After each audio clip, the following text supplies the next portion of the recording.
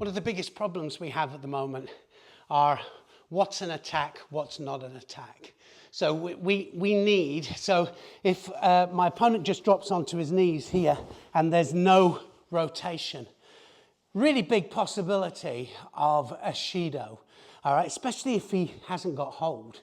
So keeping the grip is really important here because he's still ready to attack here and he can still change to the correct position here. So I think the kumakata is something to look at. But also, we need to, as coaches, we need to teach the progression because there are so many attacks that are being given shido at the moment. So if we do one, and I'm in the right place at the wrong time for him, he's dropped already, he's got to be able to come back up and then set it up to go again. And I think that that is an important part of the lessons that we need to teach because we got too many drops. There are too many situations where people are just dropping because they feel that they have to attack. They feel that they have to attack and you know they're just about to get a shido, so they drop. Anything to put an attack in. But it's not an attack unless we get rotation and unless we break balance. So we need to, when we're doing the uchikomi, we need to do it in 2s and 3s. I think that's important.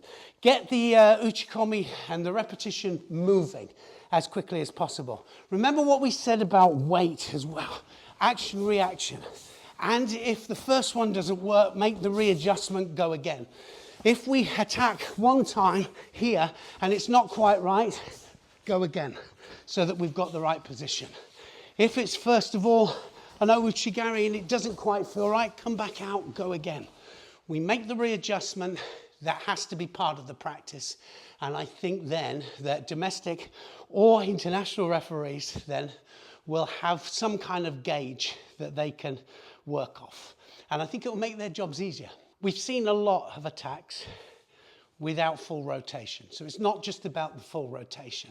I think the massive thing, and we have seen a lot, haven't we, where it's just been on the sleeves here and they've got massive pulling action with the sleeves. We see it with the Soto Makekomis here. Actually, some of the athletes just turning their back on the opponent here and wrapping the arm up here. But I would say that the difference being that the kazushi and the control of the arm, and if it's makekomi, any kind of makekomi, it's got to rotate. It has to rotate. If it falls flat there, then it's not working. Then the kazushi isn't good enough.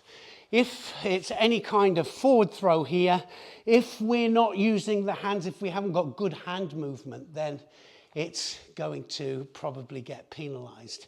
If we don't get the full rotation, so if my partner falls for the seoi-nage, he hasn't got full rotation, but he's got really strong pull on the hands here, and he's then able to still throw, then it has certain elements of the throw there that allow it to stand as a technique.